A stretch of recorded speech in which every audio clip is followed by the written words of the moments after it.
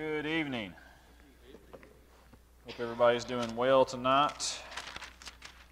Go ahead and get your Bibles turned to Genesis 12, end of that chapter. We'll start prayer request in just a second.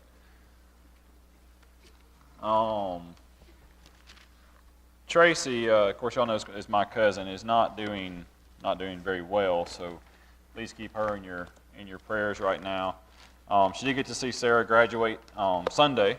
So that was good. She made it through the graduation, but she is a very sick person right now. So please keep her in your prayers during this time. And, of course, my Aunt Niecy and Uncle Milton and the whole Floyd family during that time. What other prayer requests do we have? I think we need to keep Ann Young in our prayers. Yeah, my Aunt Ann Young. I haven't given an update on Ann in a long time. So Ann had a traumatic brain injury, and so when you have that, there's about a 6-month time that takes that to heal at minimum, and then you find out where you're actually going to be at. And so Aunt Ann is getting close to that. But yes, thank you for mentioning my Aunt Ann. I appreciate that. Good. She said she really appreciates all the prayer. Yes. Jonathan, y'all continue to remember my sister Sue. Her son died. Yeah, Leslie Newcomb. She's really having a tough time. What was his name? Newcomb. Leslie Newcomb. Is in rehab at Landmark and is not making very much progress with the rehab. She really needs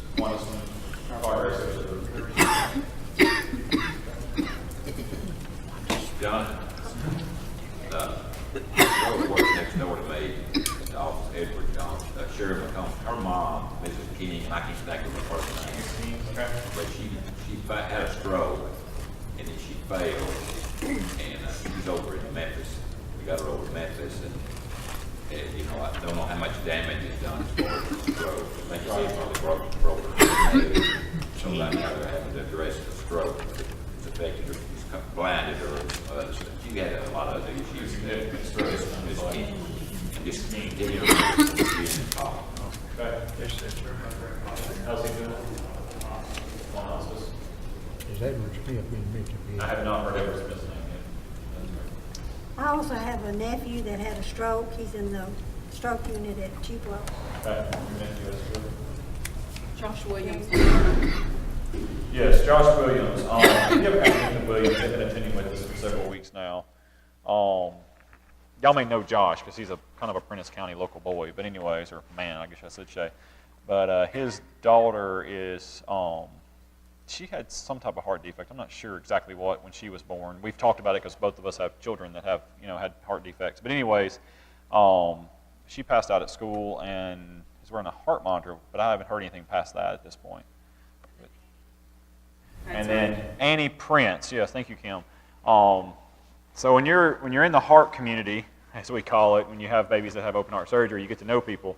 Well, it just so happens that a few weeks after Isaac was born, years ago, another baby in Tupelo area, a member of the church, had a child, and we actually have become good friends because of all that. But she had to go in and she had the same condition that Isaac had, but she had to go in and have another operation this week. And she's doing well from what I've seen on Facebook. So we've got an cardiology appointment with Isaac next week, so we may get to see the Princes. We don't know. We'll see. Hopefully they'll be out of the hospital by then. But either way, keep Annie Prince in your prayers as well. Family that's from the car wreck. I don't know that family. I know there were 3 of them. Delbert Turner, if you know him from Turner. Little area, West Bank. Mm-hmm. Is the great granddaddy. Right. I knew there was a... Cheryl Harson, and Curry is on the board in Pinevale. Okay. They were good friends of ours when we went to church at West Bank. It was their son-in-law's mother and daddy and their grandbaby that was killed. Grandbaby. And the little girl Phoebe is still in real bad shape. Right, she was in the back right, if I recall. She is in Children's Hospital in Louisville. She was hospital in Louisville. They're having a funeral tomorrow. Yeah, that's tomorrow. I'm one of the few people in the world, unfortunately, that can relate to multiple deaths at once, and that is a terrible situation. The good Lord protects us through that on a personal level. You only grieve one at a time. They don't tell you that in the forehand, but you'll grieve somebody first, and then there'll be a break, and you'll grieve a second one. Like I grieved Doug before I grieved my grandmother. So when you have multiple deaths at once like that, it's unique. God does protect us. It just makes it go longer. So anyways, but yes, keep that family in your prayers, absolutely. His funeral's also David, his tomorrow. son's funeral is this week as well. John, I talked to a friend of mine that I told about last week, had tick disease, and he said he was maybe a little bit better. He's still down. He still had his cough. He was still coughing, and he said the doctor said that it would probably take him 6 months or more to get over it. 6 months. And he said they kind of he can't hardly do anything. He said he got out the other day and mowed his yard, and he said about 30 minutes is all he could do. And said when he got off of it, he barely could walk.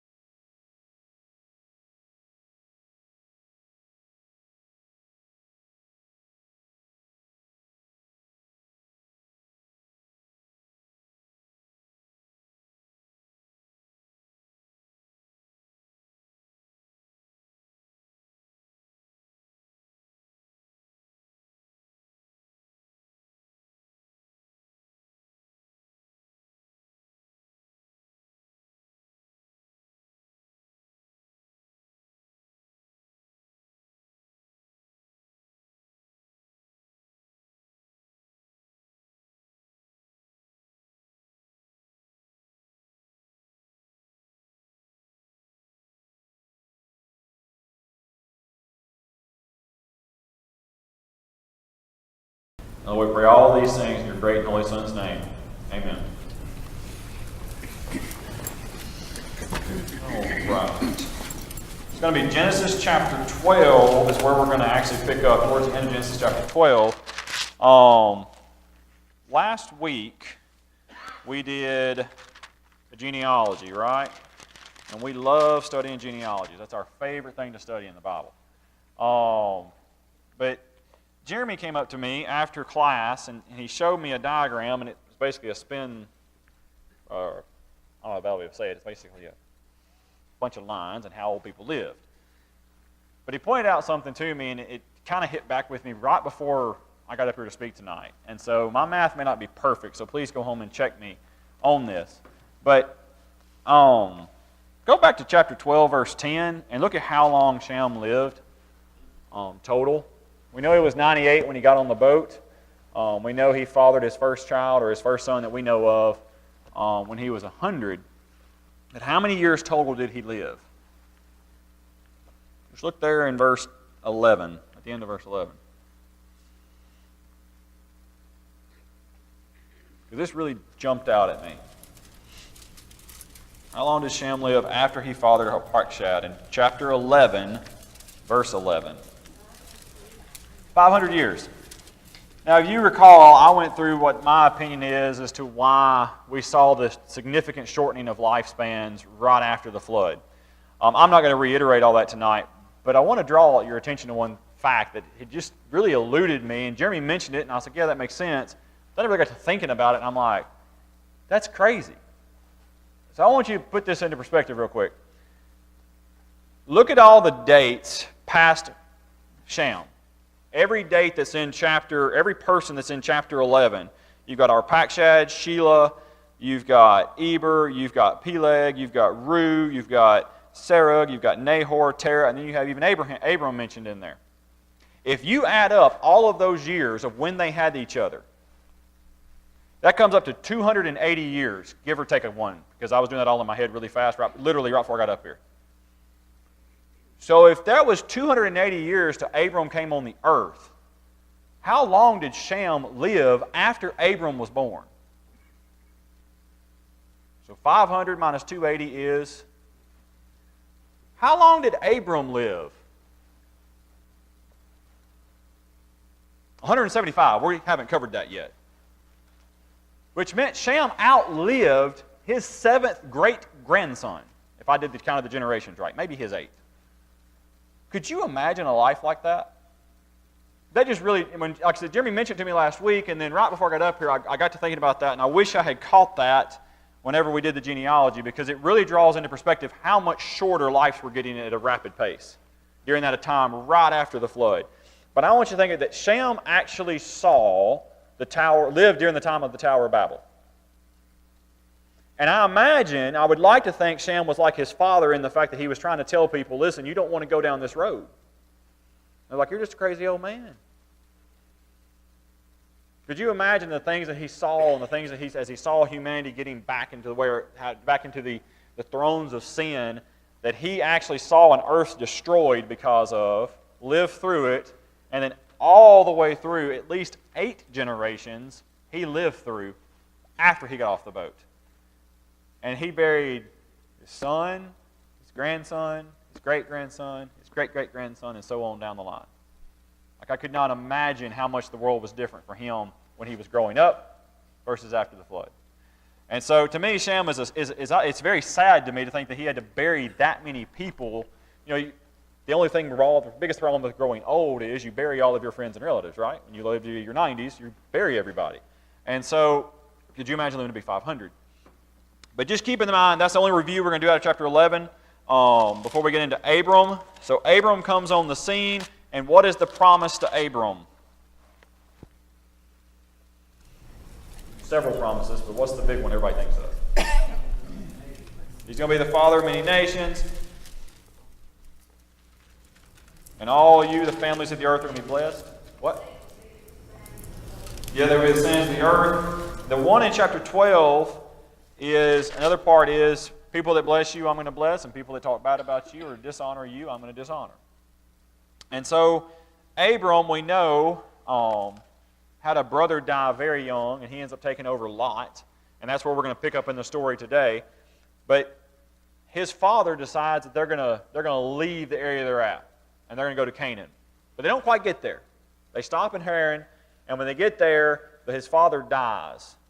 And then the promise comes on, and God says, you're going to go on to the land that I show you. And we talked about how much Abram picked up and moved. And it doesn't really draw it out in chapter 12, but if we get to where I want to go tonight, we're going to go into exactly what Abram mobilized when he got up and moved.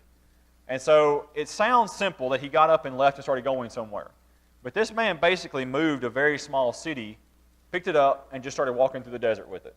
And so this is a big deal when God says go, and Abram just did it. And so we're going to pick up here in chapter 10. And as you recall, when he got through, God, as he was going through the land of Canaan, as you're looking there, as he drove through the land of Canaan, God told him, this is the land I'm going to give you. He built an altar there. He kept going. He built another altar there. He called upon the name of the Lord. Abram journeyed on and still going towards the Negev. And that's where we're going to get to tonight, which is verse 10. And verse 10 is one of those groups of scriptures where I look at Abram and go, man, I don't get it. But then again, I got to be honest, I see myself in Abram too here. So let's get to reading right here in verse 10. Now there was a famine in the land. So Abram went down to Egypt to sojourn there, for the famine was severe in the land. So he's up at the Negev, where there's not a whole lot of water sources, and a famine hits the land. So he goes south down towards Egypt. And Egypt has the Nile River, and so they have a very large water source. They can irrigate their plants. They can grow food more than other places. And he goes down to Egypt. Smart move. Imagine a lot of people were making that move. He took a lot more with him than what the average bear did, but he goes down to Egypt because of a famine. Verse 11. When he was about to enter Egypt, he said to Sarai, his wife, I know that you are a woman beautiful in appearance. Now, wives, at this point, you're like, well, thank you, Mr. Husband. Glad you still think so. Right? 75 years old, looking pretty good for myself, I do say so myself. Right? And then he does what every man does. Right after he does something nice, he sticks his foot in his mouth. And what amazes me is Sarai's response is unique to me because she's the one that's got everything to lose here. Abram thinks he does.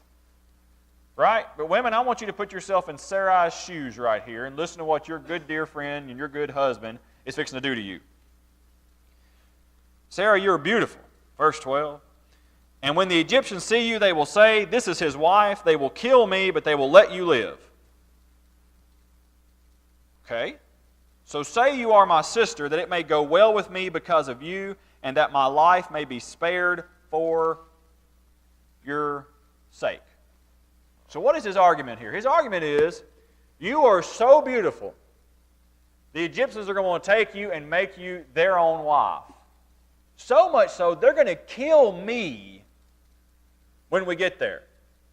So you're going to tell them, I'm your sister. Now, was that a lie? Yes and no. No from the standpoint of she was a half-sister. Yes from the standpoint of it was definitely dishonest. Right? Definitely dishonest. What's unique about this is there are certain times in the Bible where it tells us facts about people and allows us to figure out the moral and ethical problems within the story. There is no condemnation of Abram. In fact, he doesn't actually get in trouble, which is unique to me. Not by God anyways for this story. Someone else gets in trouble for what happens here. But apparently, Sarai was an incredibly beautiful woman. Because if this woman had the ability to walk into the land of Egypt, and they're willing there, she looks so good that the king would kill him so he could have him for herself. Now that actually echoes a story about one of Abram's descendants many years later, right? Didn't David do something like that? See a woman he liked and killed the husband to get her? Right? So that wasn't necessarily uncommon, but it's unique to me that Sarah apparently goes along with the story. So women, let's put yourself in these shoes. You are married to Abram. And he is telling you they're going to make you a wife and they're going to take you in there and you're going to be living with Pharaoh. I'm going to be alive though, baby. I'm going to be fine. I mean, seriously. Have you ever really thought about that, what she was having to agree to? Like, okay, sure. Sure. Thanks, stud. I appreciate that. Right? You know? So here we go. Abram has been promised by God, you're going to become a great nation. And he's scared of Pharaoh. This man would later offer his son up as an offering. But he's scared of Pharaoh. The point here is, it doesn't matter how strong our faith is. Any one of us can lose faith at some time. Any one of us can. It's how you get through that makes all the difference in the world, right? But God made a promise. God's going to keep His promise. So God has to intervene here because Sarai cannot lay with Pharaoh. That creates problems in the whole story, right? Because Pharaoh is not the one the promise is to. It's Abram, right? So Sarai cannot become his wife. This cannot happen. So God's going to break it up. So let's keep going and see how this goes. Verse 14, when Abram entered Egypt, the Egyptians saw that the woman was very beautiful. And the princes of Pharaoh saw her. They praised her to Pharaoh. And the woman was taken into Pharaoh's house. Apparently Abram knew what he was talking about. Pharaoh's princes see this woman and they're like, you are now going to be Pharaoh's wife. Sarah apparently told that part of the story that she was his sister, right? And she goes. But what happens next? Right? Because that can't be how the story ends. That can't be the rest of the story. She goes, and I wonder how Abram's feeling right about now. Do men tend to like it when other men enjoy their wives? Being brutally honest here. The answer would be no, I think. I didn't even get a response out of that. I mean, really? Come on. No.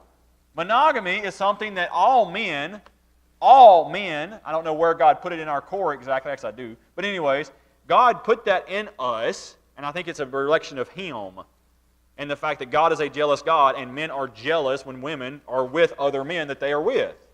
And so this is not a good situation for Abram. He may be alive, but I guarantee you he is not happy about the situation. In fact, now this isn't written in the Bible, let's just go with some conjecture here. It is very possible that Abram was actually mad at somebody. He might have been mad at Sarai. He might have been mad at Pharaoh. He might have been mad at himself. He might have been mad at God for letting it happen. Any of you felt any of those emotions when something didn't work out quite the way you wanted it to? Get mad at everybody but the person you should be mad about, which is usually yourself? We don't know exactly what happened, but I know this.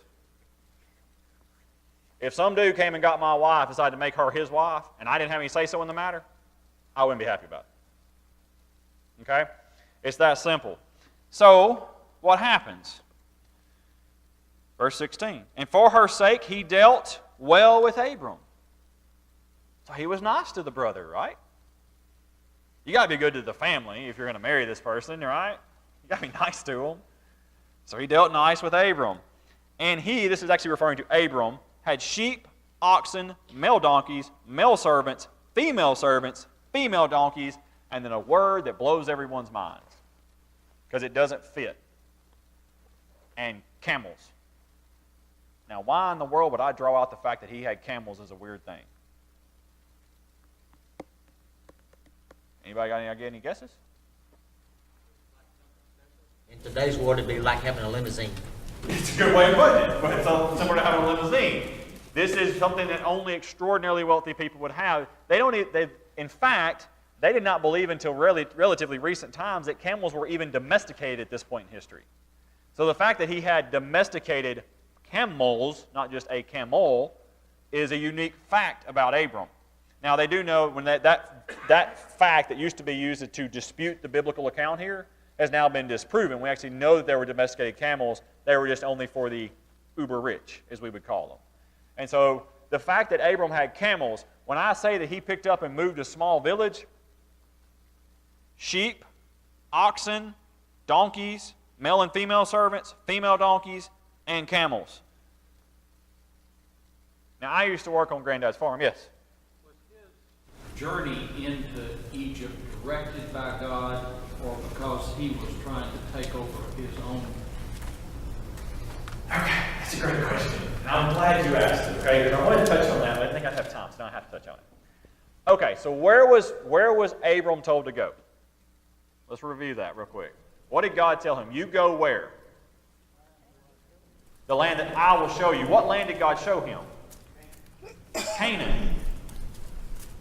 Do we have any knowledge that God told Abram to leave Canaan because of the famine and go to Egypt? Have you ever thought about that? Is it possible that not only did Abram lie about his wife, he also disobeyed God by going to Egypt? Because, by the way, would God have taken care of Abram if he had stayed in Canaan? Absolutely. So yes, excellent call out, excellent point, and it's one that often gets missed in this story, is the fact that we don't know if Abram was actually even supposed to be in Egypt to begin with. And so it's unique that he made this journey there. Pharaoh still deals well with him. But there's another part of the story here that I find fascinating. Verse 17.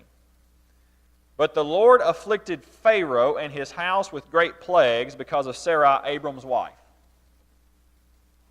Now we know about plagues in Egypt, right? That happens a little bit later to some of Abram's kinfolk. Every time Abram's kinfolk come into Egypt, bad things happen to the Egyptians. Right? Okay, we were actually talking about this at work the other day, and I did not expect to say this, but we were talking about the Jewish people, and I don't even remember how we got on the Jewish people, but my counterpart basically said, he said, I don't understand why people hate Jews. He's like, I can't figure it out. He said, what have these people ever done to anybody? Okay, other than the Canaanites and the Egyptians, right? But like, you go over the Middle East, every single person over there hates them. The Egyptians had a right, if you think about it. Because every time Abram came around, every time his family came around, something bad happened in Egypt. Right here, Abram comes into town. Pharaoh takes his wife. He thinks he has a right to, because as far as he's concerned, this woman is not married. So he has a right to her. And next thing we know, great plagues are affecting him. We don't exactly know how Pharaoh put 2 and 2 together.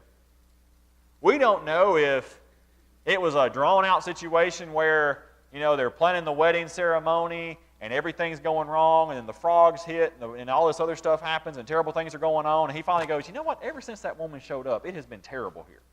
We don't know if that's how it happened. We don't know if God told him, this plague is upon you because you have Abram's wife. We don't exactly know how Pharaoh figured this out. But what we do know, though, is, if you look at verse 18, so Pharaoh called Abram and said, what is this you have done to me? Why did you not tell me that she was your wife? Why did you say she is my sister, so that I took her for my wife? Now then, here is your wife, take her and go. Now that's big. Because what I find interesting about this is, if the king ever had a right to kill Abram, was it before or after?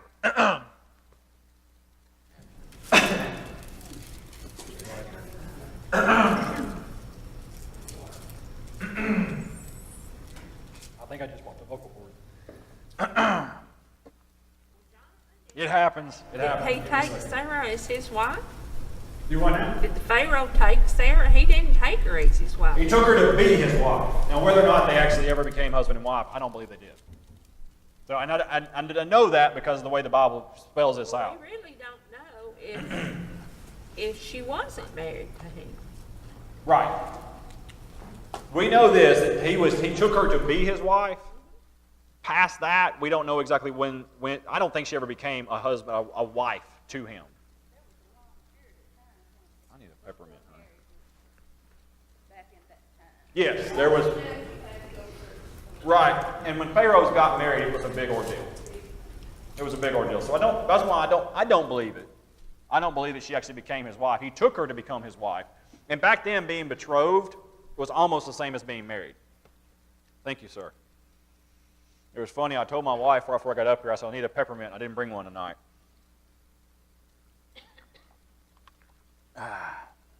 Sometimes the vocal cords just aren't happy. All right. So here we go. Take her and go.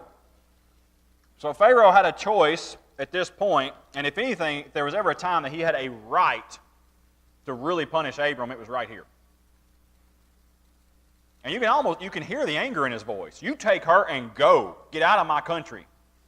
So going back to Mr. Jim's point earlier, it is entirely possible Abram was not supposed to be here. Abram showed up to get food, and Abram is turned around and sent right back the way he came. That's right, the providence of God. You're not supposed to be here. He needed a bunch of food. There was a lot to feed there, absolutely. So here we go with this. But listen to this last verse, verse 20. And Pharaoh gave men orders concerning him, and they sent him away with his wife and all that he had. What does that translate into in your mind? He gave orders to men and sent them with them. They got escorted out of town. This wasn't a small deal, right? I literally envision the Egyptian army literally picking up, moving around him and going, oh no, we're moving. We're not setting foot. We're getting out of this country. And when they got to the border, say, see ya, don't come back. This was an escort. Abram understood from this that he was not welcome here, right? Get out of Egypt now. Realize there's some divine intervention there too. I think he did too. And not to try to get down a chase of serious rabbit, we oftentimes forget that during the patriarchal age, God talked to the fathers of the families. We always assume that everyone but Abram was a sinner. That was not true. We only know about Abram. Okay? It is entirely possible Pharaoh could have been a God-fearing man. Probably wasn't, but he could have been. So to the point to your point about it being divine intervention, it is very possible he picked up on that. And when the thing showed up, he figured it out really quick. But don't forget, there's a whole law out there outside of the Jewish Mosaical law called the patriarchal law that happened. We only have a slice of basically one family of it. Not everybody else. Okay? So let's keep going. And that could be a subject we could talk about for years. But anyways, chapter 13. Let me see how much time I got left. 8 minutes. So Abram went up from Egypt, he and his wife, and all that he had, and Lot with him into the Negeb. Notice he got back right where he came from. Now Abram was very rich in livestock, in silver and in gold, and he journeyed on from the Negeb as far as Bethel to the place where his tent had been at the beginning, between Bethel and Ai, to the place where he had made an altar at the first. And there Abram called upon the name of the Lord. I want you to do research for the class before we come back in here next Wednesday. This is the second time in 2 chapters we have seen that phrase, called upon the name of the Lord. We also see that phrase in Acts chapter 2. Right? I want you to do your own research, because me constantly teaching isn't making you a better student, right? I want you to do your own homework and see if you can figure out exactly what that phrase means. Have fun with that. Good luck. Okay? That's, by the way, a very tough assignment to know exactly what that phrase means. But he calls upon the name of the Lord. Verse 5, and Lot, who went with Abram, also had flocks and herds and tents, so that the land could not support both of them dwelling together. For their possessions were so great they could not dwell together. They were in the hill countries. Don't think of this as being like 5 acres they were in. Okay? This is a vast wilderness that they are in, but yet that land could not support these 2 families by this point. This is a massive entourage. What's unique is a lot of people would look at Abram and think God has definitely blessed this man. He's becoming a small nation on his own. But what's the only problem with that? There's no children. Right? These are all his servants. These are all his animals. This is all his domestic stock. But there is no children at all in this situation other than Lot, who is his nephew. Lot is a very wealthy man. And basically, it gets so bad that the land will not support them, and there arrives a problem within the family. Now, we all love family drama, right? We enjoy that, especially around November and December. Really enjoy the family dramas, right? There's a family issue going on, and it's because there's not enough land to go around. To put this into perspective, I don't remember where I looked this up, and I don't remember if this is cows or horses, so forgive my ignorance, because if you know and I don't, I will not be insulted if you correct me. But one of those 2 animals, and I want to say it's horses, they say you should have 1.5 acres per animal. For every animal after the first animal, you should have 1 acre. So if you have 1,000 horses, you should have 1,000 acres. Okay? If you apply that same logic, these are some massive herds. Do you get the scale we're talking here? We're not talking about small herds when he says the hill country would not hold them. So let's scale it down from, yes, we've got goats, but we've also got camels, which are bigger than those other animals I just talked about. And like I said, I may be wrong on that quote because it's been a while since I looked that up. But pay attention to that when it talks about the land will not support them. These are massive, massive farming operations that are moving through the Negeb.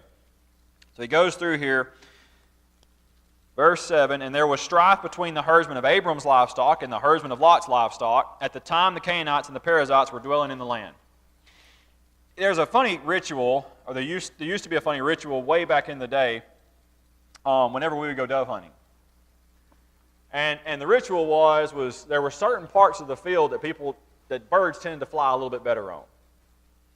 And so there's what I call the speed walk, and you get a little bit faster as you get on the field because everyone wants to get to that particular tree row first, or this particular tree row first. And so we would all kind of depart. Where are you going? I'm going over there. Where are you going? I'm not telling you where I'm going. I'm going over there. That's the vision I get of the herdsman. They wake up in the morning and they're all racing to that last plot of grass that's still growing. Right? And so you can understand why there's been a problem because those servants answer to Abram and to Lot. So they are trying to take care of these herdsmen, and there are problems, apparently significant problems. And whenever that happens, verse 8, Abram, the older and wiser, says to Lot, "Let there be no strife between you and me, and between your herdsmen and my herdsmen." Get ready for a lesson from chapter 13 right before we go.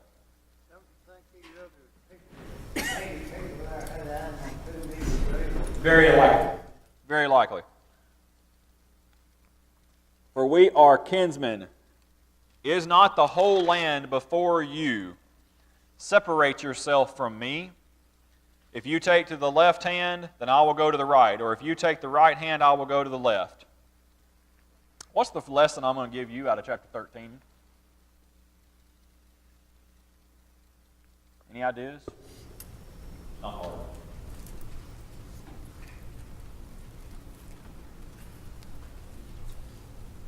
No one? You're going to avoid conflict. And sometimes avoiding conflict, the only way to do that is to put someone else's needs ahead of your own. Abram was older. Abram had more riches. And in fact, he had the right, and no one would have thought the lesser of Abram if he had turned his clan wherever he wanted to go. Because Lot was following his uncle, not the other way around. But in a moment of humility, in a moment of, in my opinion, for lack of a better term, which is not necessarily applied to Abram, of Christ-like behavior, Christian-type behavior, of truly putting someone else's needs ahead of his own, Abram took the harder road so someone else could have an easier road. And so this week, as you go through your life, try to do that for some people. Try to put their needs ahead of your own. Because if you keep reading here, good things still happen to Abram, even though he chose the worst land. Right? Don't be Lot. Let's look and see what Lot did. And Lot lifted up his eyes and saw the Jordan Valley was well watered everywhere, like the garden of the Lord. Speaking of Eden, it was well watered. He just came from a famine. That water looked really nice to Lot. Like the land of Egypt. Interesting. In the direction of Zoar. This was before the Lord destroyed Sodom and Gomorrah, meaning that that area has changed since then. Verse 11, so Lot chose for himself all the Jordan Valley, and Lot journeyed east. Thus they separated from each other. Abram settled in the land of Canaan, while Lot settled among the cities of the valley and moved his tent as far as Sodom. Now the men of Sodom were wicked, great sinners against the Lord. So you got a couple lessons from Abram tonight. One is you got to have faith in God that He can pull you through anything. Even when you think a Pharaoh is going to kill you, He can get you out of it, right? But two, the best exercise in Christian faith is to put someone else's needs ahead of your own, even when it's not easy. Because I can assure you, when he looked at that land going towards Sodom and Gomorrah, he probably would have rather went there too. Thank you so much. Y'all have a great week.